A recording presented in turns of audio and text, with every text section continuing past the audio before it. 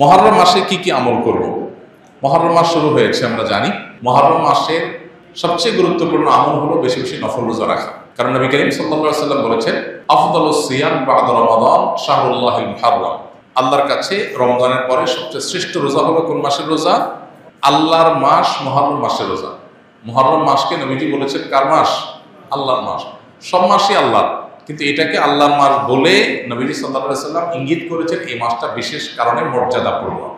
তাহলে আমরা আজকে যে মাসটাতে প্রবেশ করলাম, এই মাসটা একটা মর্যাদাপূর্ণ মাস।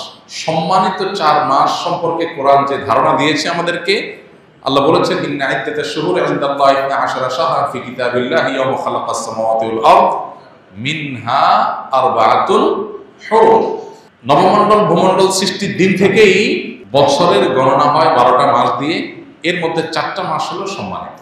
এই যে 4টা মাসকে আল্লাহ সম্মানিত বলেছেন, এই 4টা সম্মানিত মাসের মধ্যে একটা হলো মুহররম। বরং 4টা সম্মানিত মাসের মধ্যে সবচেয়ে বেশি সম্মানিত যেটা, সবচেয়ে শ্রেষ্ঠ মাস যেটা, সেটা হলো কোন মাস? মুহররম মাস। এই জন্য মাস হিসাবে রমজানের পরে সবচেয়ে মর্যাদাপূর্ণ মাস হলো কোনটা? মুহররম মাস, যেটা আমরা ইতিমধ্যে শুরু করেছি বা যে মাসে আমরা প্রবেশ করেছি। তো এই জন্য এটাকে আল্লাহর মাস বলা হয়েছে। এই মাসে বেশি বেশি নফল রোজা রাখতে হয়। নফল রোজা নিয়ে অবশ্য আরেকটা হাদিস আছে, এর সাথে বাহ্যিক দৃষ্টিকোণ থেকে কন্ট্রাডিক্টরি মনে হয়। সেটা হলো আমাদের আয়েশা রাদিয়াল্লাহু আনহা থেকে বর্ণিত, নবী সাল্লাল্লাহু আলাইহি ওয়াসাল্লাম এর ব্যাপারে তিনি বলেছেন, মা রাআইতু রাসূলুল্লাহ সাল্লাল্লাহু আলাইহি ওয়াসাল্লাম ইসতাকমালা সিয়ামা শাহরিন কাত্তু ইল্লা ফি রমাদান ওয়া মা রাআইতুহু আকসারা সিয়ামা মিনহু ফি শাবান। অর্থাৎ আমাদের আয়েশা বলেছেন রাদিয়াল্লাহু তাআলা আনহা যে আমি নবী করিম সাল্লাল্লাহু আলাইহি ওয়াসাল্লামকে পুরো মাস রোজা কমপ্লিট করতে দেখছি এক মাসে, শুধু ছিল রমজান মাস, যে পুরো 30 দিন রোজা রাখছেন। এটা শুধু দেখেছি কোথায়? রমজান মাস। আর রমজান মাস ছাড়া সবচেয়ে বেশি, মাসের বেশিরভাগ দিন রোজা রাখছেন দেখছি যে মাসে, সেটা হলো শাবান। তাহলে এই হাদিস থেকে বুঝে গেল শাবানে বেশি রোজা রাখতে হবে। আবার আমরা একটু আগে হাদিস শুনলাম, রমজানের পরে সবচেয়ে শ্রেষ্ঠ রোজা রাখার মাস হলো মুহররম মাস। নফল রোজার শ্রেষ্ঠ মাস মুহররম মাস, হাদিস থেকে বোঝা যায়। তাহলে রাসূল সাল্লাল্লাহু আলাইহি ওয়াসাল্লামের আমল একরকম, হাদিস আরেক রকম। এর সমন্বয়টা কোন জায়গায়, কিভাবে? উত্তর হলো যে মূলত মুহররম মাস এটা নফল রোজার জন্য সবচেয়ে সেরা মাস।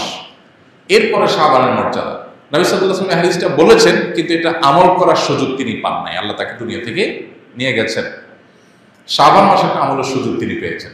তাহলে নফল রোজার জন্য সবচেয়ে আদর্শ মাস এটা, সেই হিসাবে বেশি বেশি এই মাসে নফল রোজা রাখা দরকার। আল্লাহ যাদের তৌফিক দিয়েছেন, মুহররম মাস উপলক্ষে আমরা 2-4টা রোজা রাখা দরকার। এখানে আমরা যারা আছি, বেশিরভাগ মানুষই হয়তো এমন মুহররম মাসে আশুরা রোজা রাখা ছাড়া আর অতিরিক্ত রোজা, হয়তো যারা সোম-বৃহস্পতিবার রাখছেন, আইয়াম বীজ রাখেন, এটা হয়তো রাখছেন, মুহররম মাস হিসাবে রোজা রাখার সুযোগ বেশিরভাগ মানুষের হয়নি।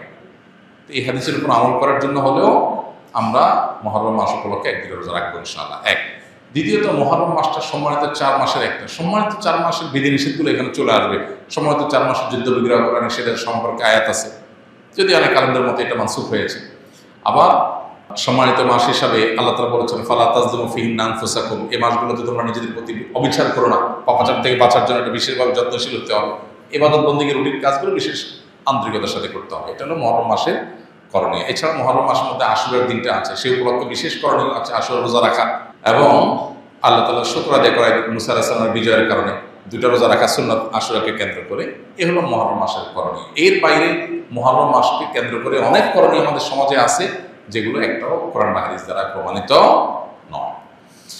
সম্প্রতি দেখা গেছে চাঁদা না দেওয়ার কারণে একজন লোকের দাড়ি ধরে মারধর করেছে, এর কোনো বিচার হয় না কেন এই দেশে? ভাই, এই বিষয়গুলো তো আমাদের দেশে নতুন না। হয়তো 2-1টা ঘটনা ভাইরাল হয়, আর বাকিগুলো হয় না। আমরা যে ঘটনা দেখেছি, সারা দেশে মানুষ, যে মানিকগঞ্জে একজনের দাড়ি ধরে তাকে মারধর করা হয়েছে চাঁদা না দেওয়ার কারণে, মিডিয়ার মারফত যেটা আমরা জানতে পেরেছি। তো এইরকম ঘটনা তো আমাদের দেশে বিভিন্ন জায়গায় অহরহ হতে থাকে, অনবরত হয়। বাকি জিনিসগুলো হয়তো আমাদের পর্যন্ত আসে না, আমরা জিনিসগুলো হয়তো জানি না, জাস্ট এইটুকু যে আমরা জানতে পারি না।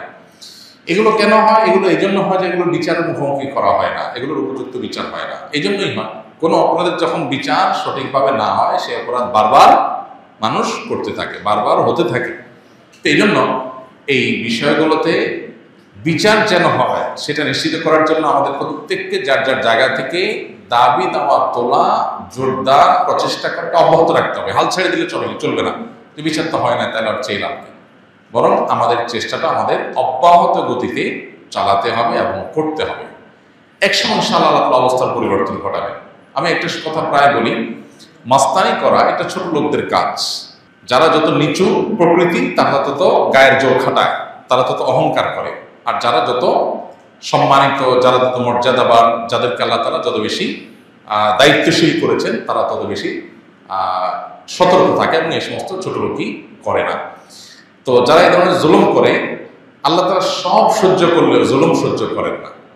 আল্লাহ বলেছেন হাদিসে কুদসিতে, ইয়া ইবাদি ইন্নী হারামতু যুলমা আলা নাফসি ফালা তাযালামু, হে আমার বান্দারা, জুলুম আমি নিজের জন্য নিজে হারাম করেছি, অতএব তোমরা একে অন্যের প্রতি জুলুম করবে না। এই বিষয়ে আল্লাহ তাআলা সতর্ক করেছেন। বিধান যারা এই ধরনের কর্মকাণ্ডে জড়িত তারা যেন আল্লাহর কাছে তওবা করে ফিরে আসে। আল্লাহ আমাদের সবাইকে এই ধরনের জুলুমের কাছ থেকে বেঁচে থাকার তৌফিক দান করুন। জুমার সালাতের জন্য দুইবার আজান কেন দেওয়া হয়? প্রথম আজান জোরে হলে দ্বিতীয় আজান আস্তে কেন দেওয়া হয়? প্রথম কথা হলো যে শরীয়তের যত আদেশ নিষেধ আছে এগুলো অকপটে মেনে নেওয়ার নাম হলো দ্বীন। সবকিছু আমরা অকপটে মেনে নিব, সবকিছুর কেন কিন্তু এর জবাব জানাটা এটা না জরুরি না যৌক্তিক। কারণ নির্দেশদাতা যখন সৃষ্টিকর্তা, সৃষ্টি হয়ে আমি তার সব কিছুর যৌক্তিকতা ধরে ফেলতে পারবো, এটা স্বাভাবিক ব্যাপার না, বিষয় না। বরং অনেক কিছু আমার বুঝে না আসাটাই স্বাভাবিক। তবে এখানে যেটা প্রশ্ন করেছেন সেটা অবশ্য বোঝার মতো বিষয় এখানে আছে। এখানে লজিক্যাল গ্রাউন্ড পরিষ্কার যেটা আমরা জানি সেটা হলো জুমার দুইটা আজান কেন দেওয়া হয় এবং প্রথম আজান একটু জোরে পরেরটা আস্তে কেন হয়। এর উত্তর হলো জুমার নামাজ ৫ ওয়াক্ত নামাজের মতো না। ৫ ওয়াক্ত নামাজ মূলত মসজিদের আশেপাশের মুসল্লিদের জন্য হয়, আর জুমার নামাজ হলো ছোট ছোট পাঞ্জেগানা অনেকগুলো মসজিদের মুসল্লিদের জন্য হয়। তাহলে মসজিদের ৫ ওয়াক্ত নামাজের মুসল্লিরা থাকে মসজিদের আশপাশের লোকেরা, আর জুমার মুসল্লি থাকে মসজিদের দূরের মুসল্লিরাও।